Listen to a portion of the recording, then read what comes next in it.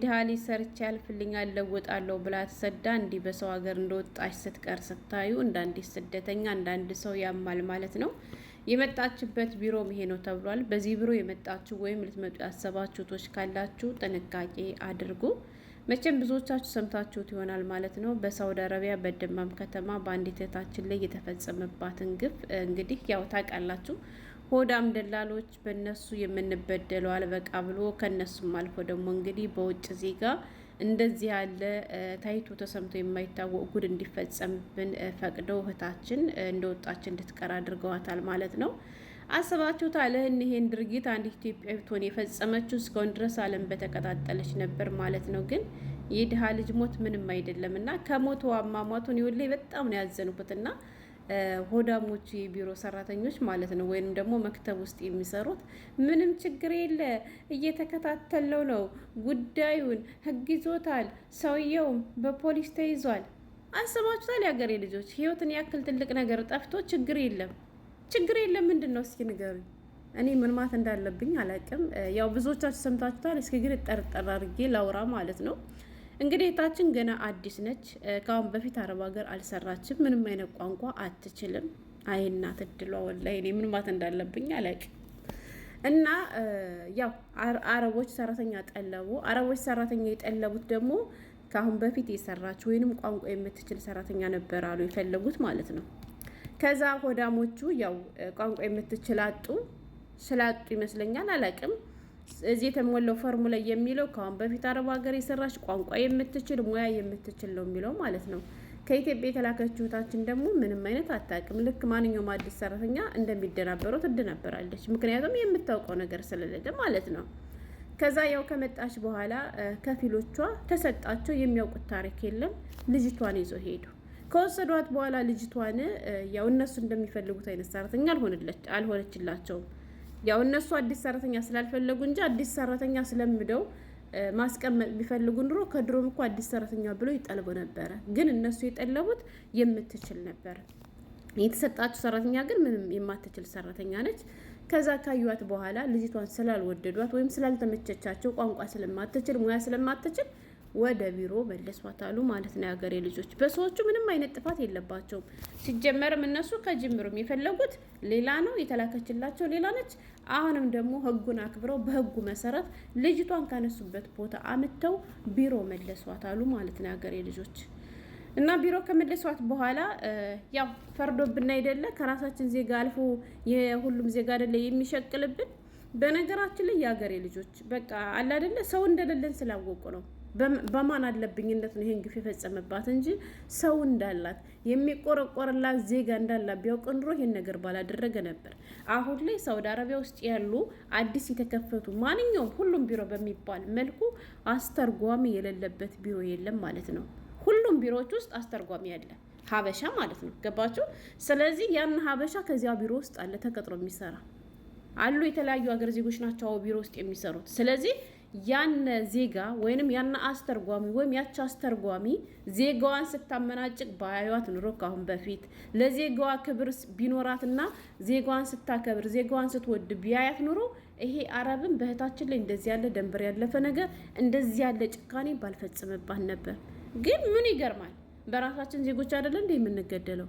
በራሳችን ዜጎች አይደለ እንደ ገንዘባችን የምንቀመው? በራሳችን ማለት ነው እንዴ። ደላላ ሲጀመር አንገት የሚባል ነገር እኮ የለውም። ራስ ወዳዶች ናቸው። እስኪ እነዚህ ልጆች አዲስ ናቸው። እስኪ የሚያውቁት ነገር የላቸው። ደሞዝ ይከፈላቸዋል ከማን? ከመንግስት ማለት ነው። ግን እነሱ ኃላፊነታቸውን በአግባቡ አይወጡ።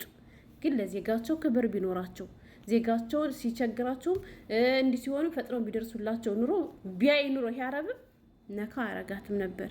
ግን በራሷ ዜጋ እንዴት እንደምትንከለከል የራሳቸው ዜጎች እንዴት እንደሚያደርጓት ስለሚያውቅ ይችን ልጅ የሆነች ነገር ባደርጋትስ ማን ይጠይቀኛል በማለት በማን አለብኝነት አይታችኋታል ፊቷ እንዴት እንደሆነ ማለት ነው። ምን መሞቷ ላይ ቀር እንኳን ምን ያክል ስቃይ እንደፈጸመባት አስባችሁታል? ምን ያክል እንዳሰቃያት አስባችሁታል? አስቡት ማለት ነው። እንደዚህ አድርጎ የእህታችን ህይወት እንዲጠፋ አድርጎታል።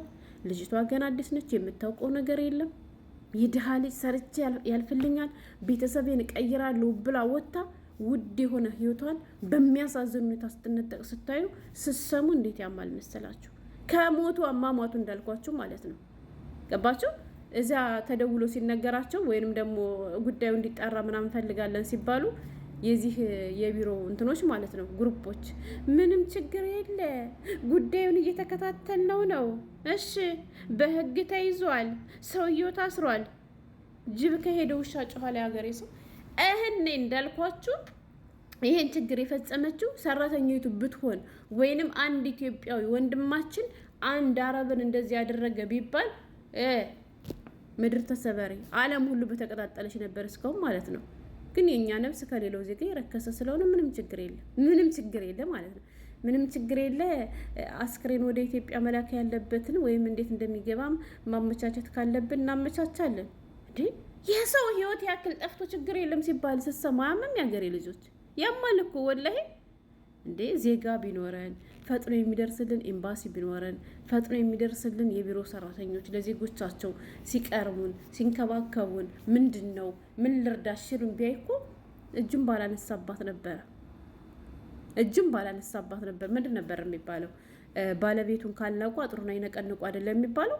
ስለዚህ ሰው እንደሌለና ስላወቁ ነው እነሱ ደግሞ ከነሱም አልፎ በሌላ ሀገር ዜጋ እንድንገደል፣ በሌላ ሀገር ዜጋ እንድንመናጭቅ፣ በሌላ ሀገር ዜጋ ገንዘባችን እንዲቀማ ፈረዱብን። እና እኔ በጣም ነው ያዘንኩት። በስደት ላይ ስትኖሩ እንዳልኳችሁ ካላህ በታች ለራሳችን ያለን እኛው ራሳችን ብቻና ብቻ ነን። ስለዚህ እከሌ ያለልን ቢሮ ይደርስልኛል ታዋቂ ሰው ከስንት አንድ ነው ያገሬ ልጆች፣ ከስንት አንድ ይሄ ነገር ሊሆንላችሁ ይችላል። ግን ምንም ነገር ቢመጣ ራሳችሁን ለመከላከል ሁሌም ቢሆን ዝግጁ መሆን አለባችሁ እንጂ ዝም ብላችሁ ተጋድማችሁ በልበለኝ አትበሉ።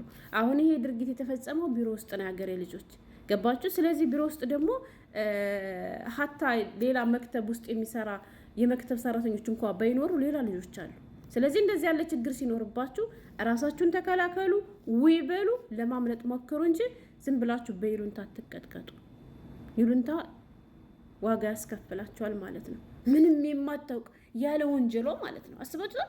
ሰው ልጅቷ ጥፋተኛ ከሆነች ምን ችግር አለ? ወደ ሀገሯ ቢመልሷት እንዴ። የእነዚህ ሰዎች ብቻ አይደለም አይደል? ለእነዚህኞቹ ቋንቋ የሚችል ሰራተኛ ሰጥቶ ለእሷን ደግሞ አዲስ ሰራተኛ ለሚፈልጉ ሰዎች ቢሰጧት ምን ይሆናሉ? ይሞታሉ? ምን ይፈጠራል? እንደዚህ አድርገው የድሃ ልጅ እንደወጣች እንድትቀር ከማድረግ ወላይ ማታ ላይ አጎቶቿን ምናምን ብለው ላይቭ ላይ ገብተው እየሰማቸው ነበር ማለት ነው። ብቻ ያማል፣ ይሰቀጣል። ያገሬ ልጆች እህቴ ብትሆንስ ብላችሁ አስቡት እንዴ። ኧረ ከባድ ነው ወላይ። የድሃ ልጅ እንዴ ብደላን እኮ ባልተሰደደ ነበር። ችግር ነው። ስለዚህ ችግሬን አራግፋለሁ ብሎ ሰው ተሰዶ ውድ የሆነ ህይወቱ እንደዚህ እንደወጣ ሲቀር ለዚሁም ያለ አግባብ ለዚሁም ያለ ጥፋታችሁ የሁሉ በደል ሲደርስባችሁ ስታዩ ያማል። ይህ ሁሉ ሰው አለመኖራችን ሰው እንዳለን ቢያውቁ ኑሮ ባልደፈሩን ነበር ማለት ነው። በግብፅ አረብ ማለት ነው። ገባችሁ? ቁጭቱን ነው የተወጣባት የአባይን ግድብ ሌላ መወጫ ስላጣ ማለት ነው። ባልተወለደ አንጀቱ ፊቷ እንደዚህ እስከሚሆን ድረስ የሚታየው ፊት ለፊቷ እንደዚህ የሆነው ለምጥ የማይወጣበት ወይም ደግሞ መሸማት ሞትብኝ ብሎ ይቀጠቅጣል። ሌላው ቦታ ላይ ምን እንደሚከሰት ምን እንደሚያደርጋት አስቡት የሀገሬ ልጆችና አላቅ ደማም ያላችሁ ቶች በነገራችን ላይ ጥንቃቄ አድርጉ። ደላሎች ብቻ ሳይሆን አረቦች ራሱ በጣም ከባዶች ናቸው። ደማም ከስንት አንድ እንጂ በውስጥ እየመጡ ቶች የሚያለቅሱት የት ነሽ ስላቸው ደማም ነው የሚሉ በጣም ከባዶች ናቸው። ደማም ያሉ አረቦች ማለት ነው። እና ራሳችሁን ጠብቁ። ካልሆነ ጥፉ እንጂ ህይወታችሁን እስከሚጠፋ ይቀርና አካላችሁ ላይ ጉዳት እስከሚደርስባችሁ እንኳን ራሱ መታገስ የለባችሁም የሀገሬ ልጆች። ምክንያቱም ይሄ የህይወቱ ጉዳይ ነው እና አላህ ይዘንላ። ለቤተሰቦቿም አላህ ሰብርን ይስጣቸው። ሰላም ሁኑልኝ።